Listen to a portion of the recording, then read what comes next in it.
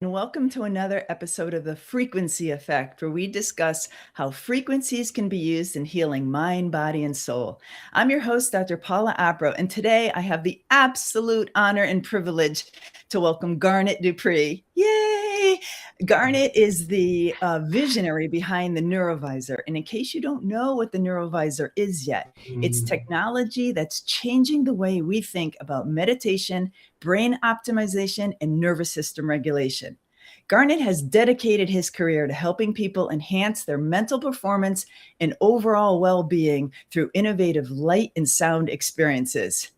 I'm so excited, Garnet, to dive into the story behind the NeuroVIZR and the amazing man who created it. So, Garnet, welcome to the Frequency Effect. Thank you very much. Now what after that? We have, by my standard, a short time to talk. I like talking and learning. So, Paula, grab the steering wheel, point me down the road. What would you like? Okay, I certainly will. And actually, this is a perfect way because I did want to explain to the audience. First of all, I just want to say that I am a NeuroVIZR reseller. And I do want to say that there's a reason I became a NeuroVIZR reseller. When I first bought the device, I was completely blown away and captivated by it. So much so that my first thought was, oh my God, I want to be part of this. I want to work for this company. So I went on LinkedIn. I remember clearly that. Yeah, I went on LinkedIn and I took the bold step of just contacting this complete stranger. And Garnet was so gracious. He offered me a video meeting. And Garnet and I spent over 2 hours together. And during that time, Garnet, I just want you to know that I got off that phone and I felt invincible. Invincible because I owned this device created by this man who clearly knew what he was talking about. So my hope for in this very short amount of time is you can give our listeners a little glimpse of why the NeuroVIZR is so powerful and such an important piece of brain wellness. But before you do that, let's just back up 1 second, because I know you're not just a nerdy science guy. I know that you've studied Eastern mysticism, and that's, I think, what makes this so special. You bring together, right, the science and the spirit. So if you can just explain a little bit about your background and how it came to be that you invented this product. Well, I got born. That's where it all started. And I'll skip the birth story because it probably is interesting, but it's too long. I can say throughout my entire life, with my best effort at being honest, that there is certainly one thing that has been constant, maybe taking different shapes or nuances, but it is an appetite that I have, and I'm not sure what the word is, but let's call it the sacred. I have had a constant sense of self as having an appetite for the sacred. Now, whatever the sacred means, it's up to you, bunch of words, but that's been the driving force. And yes, I've taken quite seriously working under exceptional teachers in different traditions. I'm pretty conservative that way. And I frankly have given up a lot of things. I've given up like inside outside. I don't believe it. I don't believe science and spirituality. I think there are too many things that we pretend are separate that they're not. So the NeuroVIZR to me is an expression of that quest, that quest to appreciate consciousness and to share that appreciation with others. It's not very complicated, really. I think for a person to appreciate the NeuroVIZR, it's probably good to better appreciate the brain.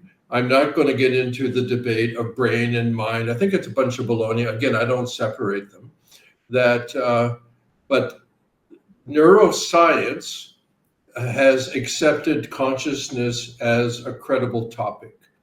And up until maybe 10, even 15 years ago, it was not a credible topic for research, consciousness. But now, with that open attitude, and when you bring in the neuroscientific study of meditation techniques, the neuroscientific exploration of psychedelics, that we are at a point right now where the NeuroVIZR, to me, is just a natural consequence of the time that we're in. So that's the short version. I would love to explore the meditation part of it, because I personally have a little wellness center here in Rockland, Maine, and I'm doing these things. I call them Catch Some Zen, where I have everybody in a zero gravity. Yeah. And the thing is, as a holistic health practitioner, everybody that comes to me, I know that meditation is going to help everybody, but it is a tough thing. I mean, so many people say, I've tried it, I can't meditate, the whole thing. All right. Okay. Let's hit that right in the nose. Okay. This meditation thing and the NeuroVIZR. Yeah. How the NeuroVIZR makes it so easy, and it's such a powerful experience. Okay. First thing, let's quickly say, as an analogy, instead of talking about meditation, let's talk about exercise, physical exercise. Yeah. As soon as I say exercise, you know what I mean, but what kind of exercise? Is it Pilates? Is it heavy weights? Is it running? Exercise is an umbrella term for all sorts of different techniques that have different purposes, different applications, and different outcomes. Let's take away the word exercise and plug in meditation. It's the same thing. There is not one form of meditation. What does even meditation mean? Well, it's something to do with your mind, I guess. But I think many people don't have a good experience with meditation because they're probably choosing the wrong type. Welcome back, everybody. Sorry about that. We had a little bit of an internet technical glitch. I should remind you that Garnet is actually in Thailand and I am in Rockland, Maine. We're on opposite sides of the world right now. And sorry about that, but we are back and we're going to pick up where we left off talking about meditation. So Garnet, continue. Okay. The point I was making is that meditation is not one thing, one way. And persons that use the NeuroVIZR frequently, maybe even typically, say that they oftentimes find themselves in a quality of consciousness that is very attractive. It might be familiar depending on their past, or it might be brand new. I would say an exceptionally reliable tool to help shift your state of consciousness. And for many of us, we could consider it to be a deep meditation experience. There are lots of deep states. I'm not saying it is the state, but it is a state, and it's quite reliable. For people that have a psychedelic reference or a psychedelic past, oftentimes they have a kind of a parallel appreciation for the NeuroVIZR. And for people that have actual meditative practices over time, they also find, I'll say, significant similarity. And that's not an apology, because there are innumerable psychedelic states, there are innumerable meditative states, but it is a special quality. And I would say it's safe to consider it a kind of quick meditative experience. So what you're saying is people actually can try the NeuroVIZR, and in that short 20-minute, let's say they're doing a meditative session, they can actually experience a little bit of a glimpse of what a psychedelic experience might be like. Is that safe to say? Well, I'll tell you what's common in all of these things meditative practices of all kinds, psychedelic experiences of all kinds, the NeuroVIZR in all sessions. What's the common thing here? It's the same brain. And our brain has these innate capacities. And some of them are familiar, some of them are less familiar. How you get there can vary. I call them psychoactive agents. And I think, and to me, the thing that is comforting, precious, and promising is that our brain is made to move in and out of a variety of states of consciousness. And just because an experience is uncommon does not make it abnormal.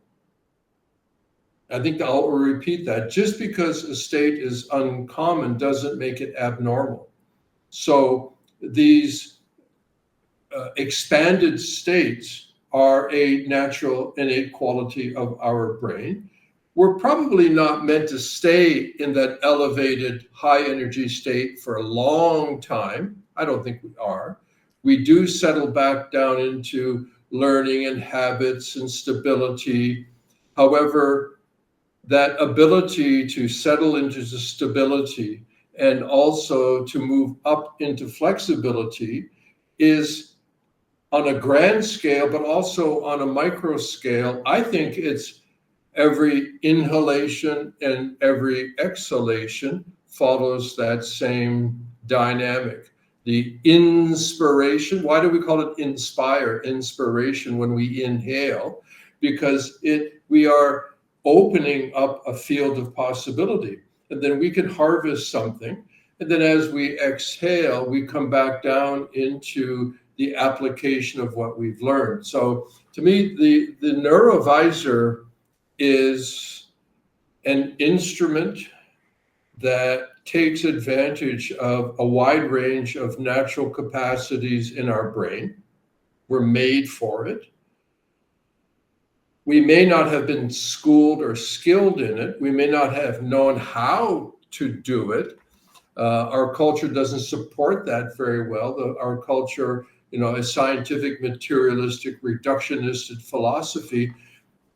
As I mentioned earlier, in academics, no professor could get a grant to study that. That's for philosophers or theologians. That's not what neuroscientists do. Maybe a fringe psychologist. That's changed now. That is, changing anyway. So to me, the NeuroVIZR is riding this wave of open-mindedness, where another thing I think is false is to think that techniques and technology are two different things. They are not. Even a primitive shaman sometime back, a drum, they wanted some kind of technology that could interface with their technique, which maybe was chanting. So even a leather skin over a frame is technology. So techniques and technology, brain, mind, I think it's part of our problem is we keep on separating things that are not separate. Then we wonder how to put them back together again. They're not separate. Relax. Right. So basically, what we're saying here is the NeuroVIZR is technology that could help people achieve these higher aspects of consciousness, which many people aspire to, but don't ever get there because they just don't know how to get there. So this can bring this experience to the masses, really, right? Well, yeah, and I don't want to glorify or over-romanticize elevated states. Because again, going back, it's more than an analogy, but we can skip the detail. The inhalation and exhalation process is what our brain is able to do. That exalted states are meant to fertilize and inform our ordinary states. That you can go have tea with Jesus for a half an hour, but if you come back and you're still the same, I was going to say dumbass, the same dumbass that you are, then what's the point? I mean, you had an experience as kind of a memory, like did you get a T-shirt at least with Jesus signed it? So right now, I believe in ordinary and extraordinary, not as being different. It's a little like that yin yang symbol. You know, there could be black and white, half and half, but it's not. It's trying to say something. So, in as much as the NeuroVIZR does really help with what we'll call expanded states of consciousness, extraordinary states, it does. But that's not to denigrate ordinary states, because right now what we're doing relies on that. You know, we're seeing each other, we're understanding language, you know, we're being polite, we're doing all these things that really, again, you know, the elevated states and the more common states, the ordinary states, they're all you. And the more, you know, I have a saying that a brain that can change when change is required, that's a healthy brain. Like there's no, this baloney part, well, I said baloney, not bullshit. I swear, so you know what I mean.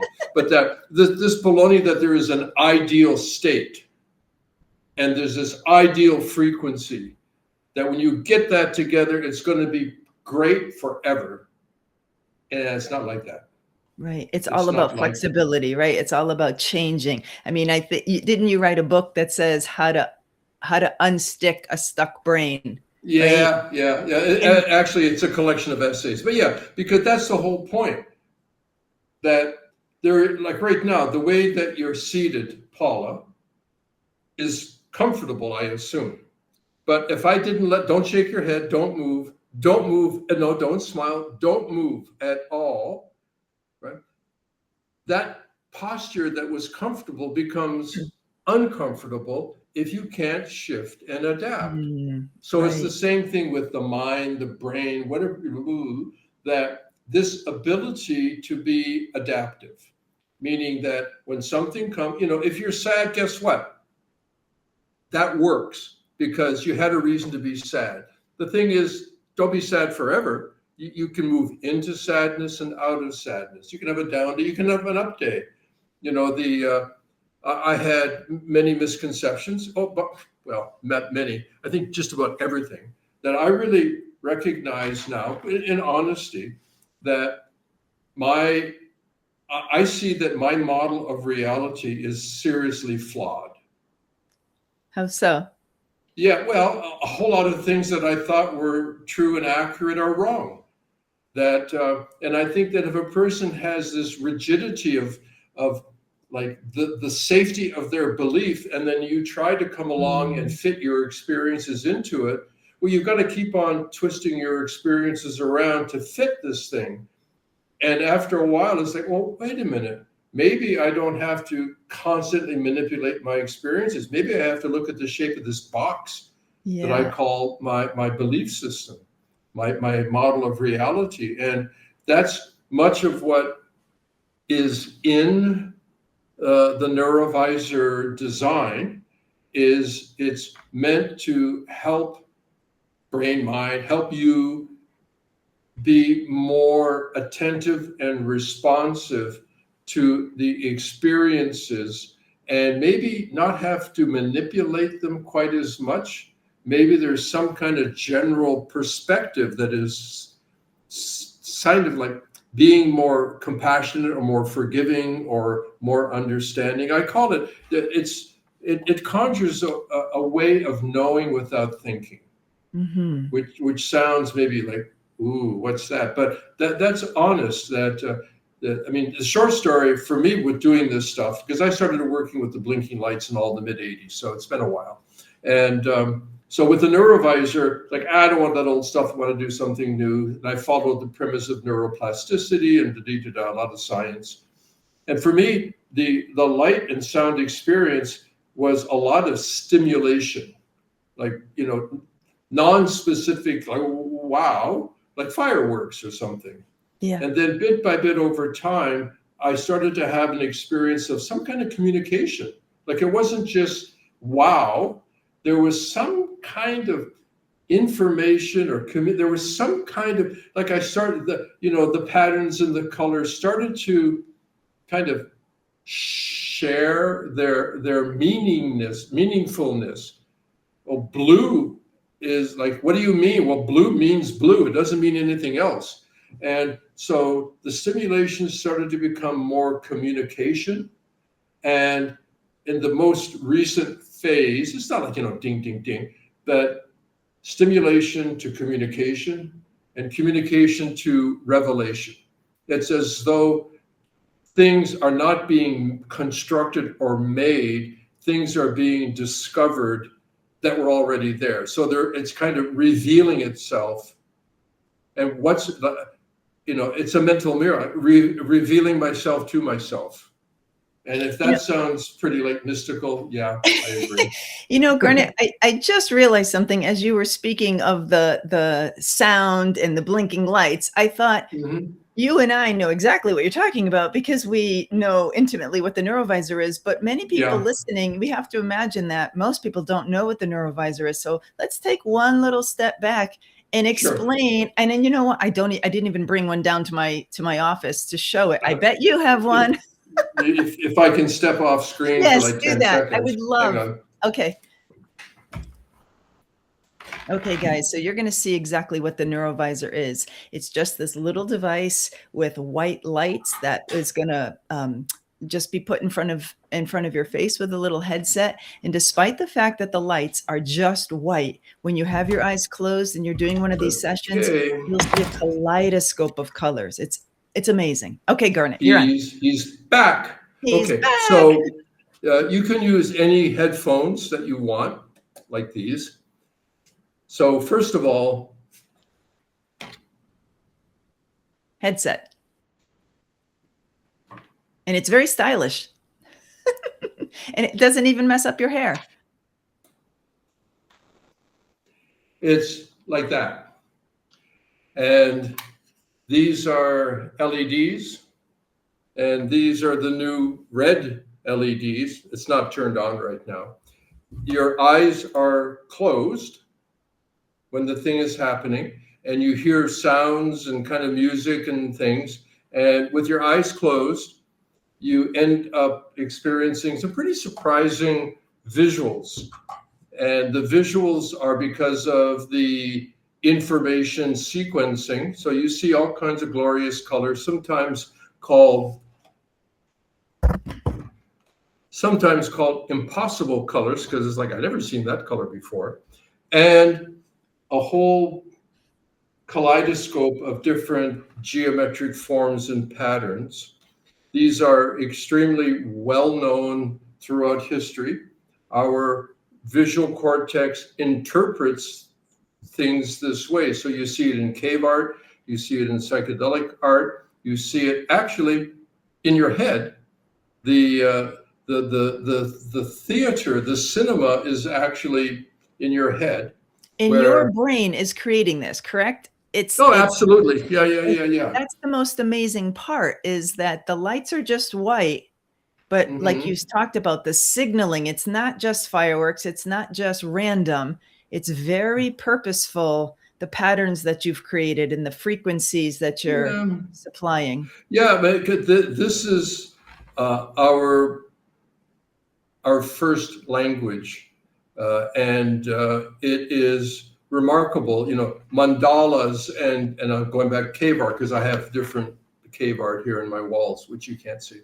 The reason why even Mesolithic, Paleolithic humans made cave art the way they did before they got low, that's a little deer or something, just these patterns, because it's well known now. This is the way the visual cortex breaks down information into these four big categories, and they are the neurological glyphs of pattern recognition. They actually have an intrinsic meaning because of the way that the brain is structured. It's a real big deal because a whole lot of things make sense. I mean, I practice meditative techniques, through my adult life.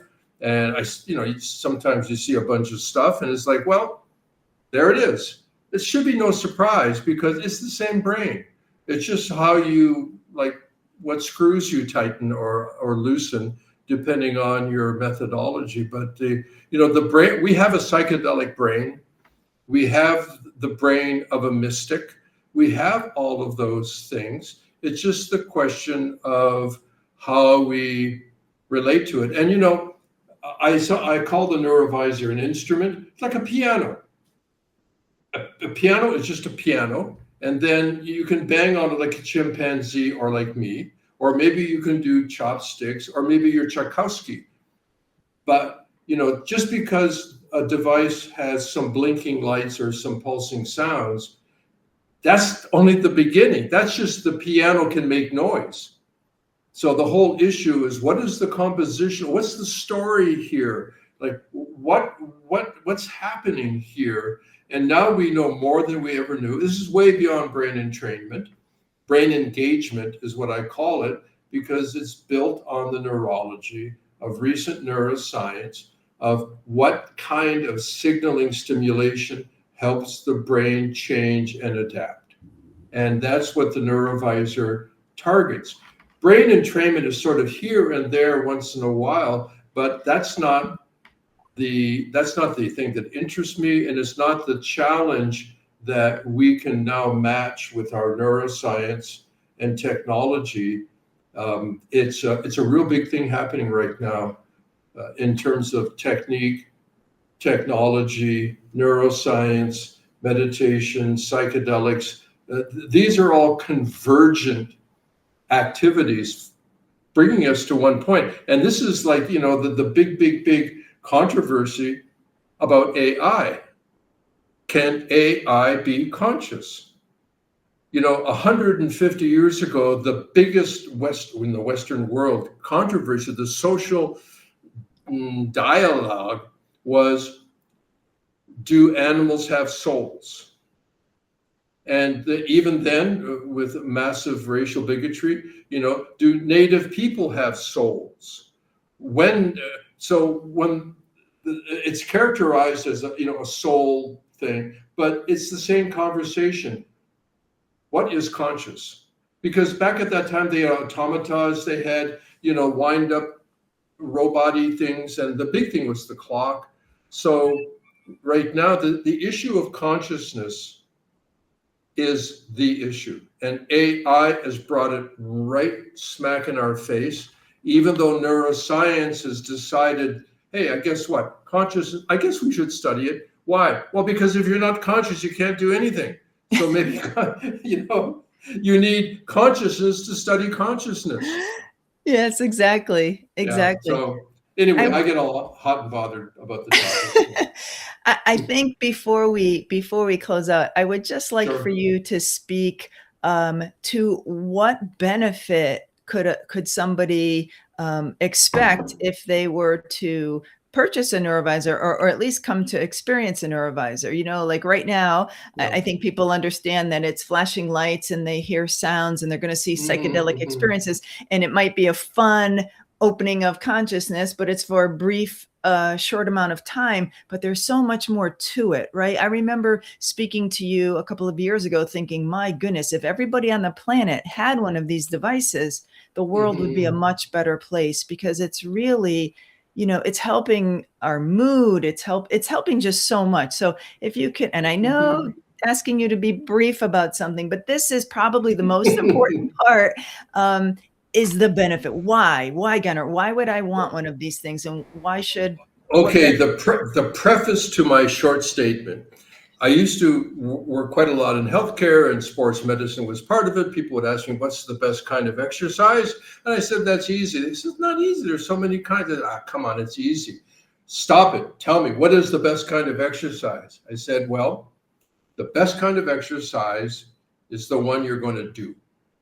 Amen. All the rest is theory. So people that get the most benefit, generally speaking, with a NeuroVIZR, use it. I can say with pretty honest that you can think of the NeuroVIZR as a form of brain exercise disguised as entertainment. Now, entertainment, but it, like any form of exercise, even a little regularly, gives you significant benefits. It's the same game. I'm sorry, there's no free lunch.